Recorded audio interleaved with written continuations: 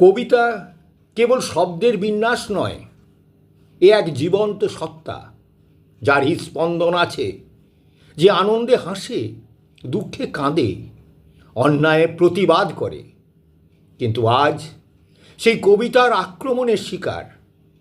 স্বার্থন্ধতা, বিকৃতি ও মূল্যবোধহীনতার ঢেউ তাকে ধূলিসাৎ করেছে।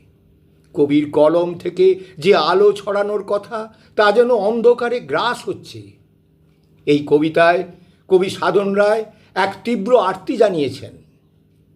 কবিতাকে বাঁচাতে হবে, কারণ কবিতা হারালে আমরাও হারাবো আমাদের বিবেক, সত্যের দীপশিখা, মানবতার অন্তঃসত্ত্বা, সবই হারাবে।